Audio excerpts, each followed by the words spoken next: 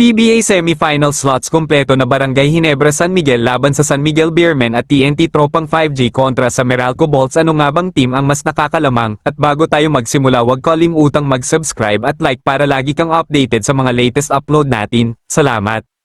Pagkatapos ng dalawang do-or-die game sa quarterfinals round, nalaman na natin ang mga nakapasok sa semifinals round at ngayon naman samahan nyo akong sumahin natin kung anong timba ang mas lalamang pagdating ng semifinals round sa pagitan ng TNT Tropang 5G at Meralco Bolts at sa kabilang bracket na Barangay Ginebra San Miguel at San Miguel Beermen. Una nating pag-usapan mga ka-Lloyd Sports Zone ang magiging laban sa pagitan ng Meralco Bolts at TNT Tropang 5G. Kung titingnan natin ang lineup ng dalawang koponan, halos parehas lang ang firepower ng dalawang teams kaya masasabi nating halos parehas lang, pero sa ibang aspeto ng laro makikita nating mas nakakalamang ng kaunti ang TNT Tropang 5G dahil sa alam naman nating mas malaki ang experience na dala ng Tropang 5G dahil sa mga finals appearances nila. Pero sa kabilang banda nakikita naman natin mga ka-Lloyd Sports Zone na gagamitin naman ng Meralco Bolts ang pagkagutom nila sa championship para magkaroon ng hansa laban sa Tropang 5G.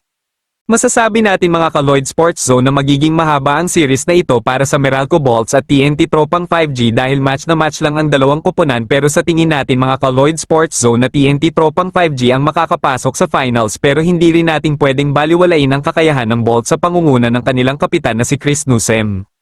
Dako naman tayo sa kabilang bracket ng PBA Finals. Maglalaban naman dito ang San Miguel Beermen at ang Barangay Ginebra San Miguel para sa isang best of 7 semifinals round. Masasabi din natin na match ang laro na ito mga ka-Lloyd Sports Zone dahil kung titingnan natin ang lineup ng dalawang koponan, halos star-studded talaga ang lineup nila, pero alam naman natin na pag Philippine Cup talaga ang usapan ay lamang na lamang ang San Miguel Beermen dahil kay Junmar Fajardo. Pero sa tingin nyo ba mga ka-Lloyd Sports Zone sa pagkakataon na ito kakayanin na kayang talunin ng Barangay Ginebra San Miguel ang San Miguel Beermen na pinangungunahan ni Fajardo? Sa huling naging laro ng Ginebra at San Miguel nitong Philippine Cup, tinalo ng San Miguel Beermen ang Barangay Ginebra sa isang elimination game, pero alam naman nating pagdating ng playoffs ay malaking adjustment na ang ginagawa ng mga coaches.